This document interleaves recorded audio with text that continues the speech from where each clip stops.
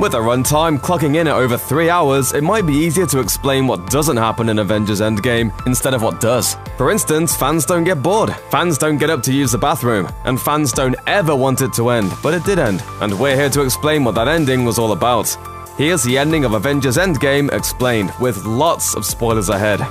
After returning from their various missions to different past moments from the history of the Marvel Cinematic Universe, the Avengers grouped back up with the 6 Infinity Stones in tow. But Black Widow was missing, as she sacrificed herself to retrieve the Soul Stone. It all goes down in a scene that mirrored the death of Gamora in Avengers Infinity War. The new and improved Professor Hulk, who has the combined might of the Hulk with the intellect of Bruce Banner, used the recreated Infinity Gauntlet to reverse Thanos' snap, bringing back all the people who were erased from existence in Avengers Infinity War. But though he tried, he couldn't return Natasha to life. It may seem weird that a guy with an all-powerful wishing glove still couldn't undo this one major death, but Black Widow's absence at the end of the film proves that the Infinity Stones aren't quite as infinite as their name would suggest. Of course, that doesn't mean our heroes can't find a way to pluck her out of the past and send her back to the future!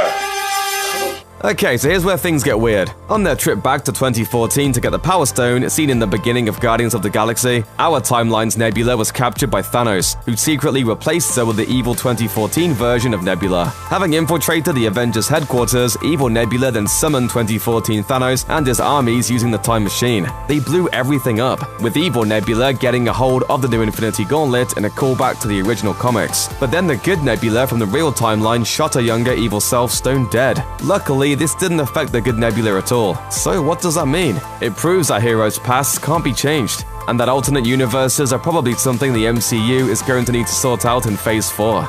With the Infinity Gauntlet once again in play, the Avengers fought Thanos to a standstill, including an absolutely epic sequence where Captain America gained the powers of Thor by wielding the mystic hammer MYOL-neer to deliver a massive whooping, something which was first teased way back in Avengers Age of Ultron. Still, Thanos eventually called in the cavalry, by which we mean the intergalactic horde of creeps we saw back in Avengers Infinity War. Luckily, the Hulk's reverse snap had also restored all the dusted heroes from Avengers Infinity War, just as Captain America was about to face the armies of Thanos alone, again echoing a classic moment from the comics. All the dead heroes arrived via Doctor Strange's magic portals in a scene reminiscent of the end of Ready Player One, only better.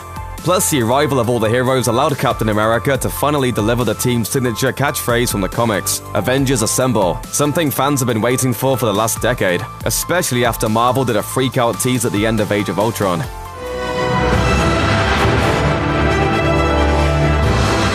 Avengers!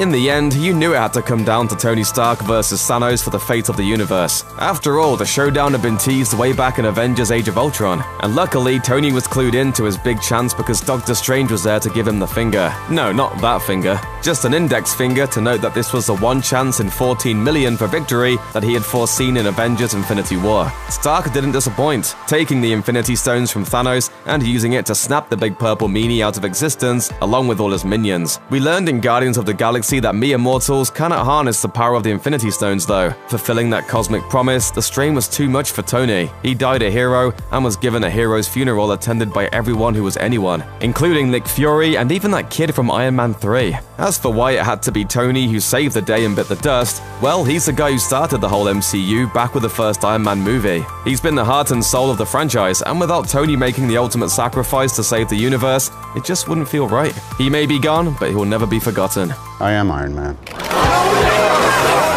Following Tony's funeral, Captain America was tasked with returning the Infinity Stones to their proper places and time, in order to ensure that no more alternate universes were created. But in a big twist, Cap decided not to come back from his time travel jaunt. Instead, he returned to the 1940s so he could finally have that dance he promised Peggy Carter back in Captain America, the first Avenger. And then he stayed there, apparently marrying her and living a long and full life. You're gonna need a rain check on that dance.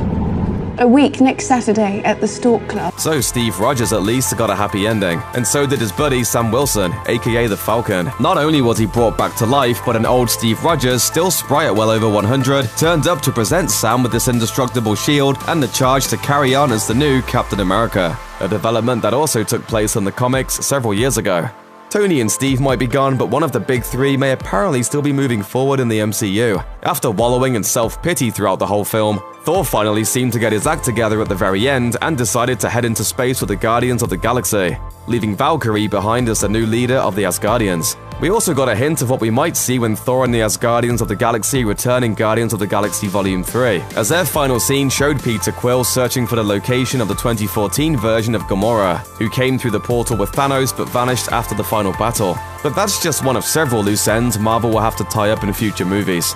We won't have to wait long to see the fallout from Avengers Endgame, as the teasers for Spider-Man Far From Home suggest Peter Parker and Happy Hogan will be dealing in very different ways with the loss of Tony Stark. They aren't the only ones with things to work through though. After stealing the Tesseract again, Loki got a second chance at life that seems likely to be explored in the upcoming Loki series on Disney's new streaming service, Disney+.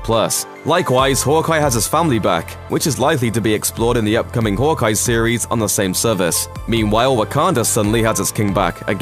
That's probably one king too many though, because whoever's been running the show for the last 5 years into T'Challa's absence, M'Baku maybe, might not want to just hand the throne back over. And then there's Black Widow, who has a solo film in development, even though she's dead. Will the heroes rebuild a time machine to bring her back? Will the film be a prequel? Will we find out she was a life model decoy this whole time? So many possibilities. All told, the Avengers saved a lot of lives and won the day. But that was the easy part. Picking up the pieces is likely to be the hard part, and we can't wait for Phase 4 to begin so we can see just how they do it.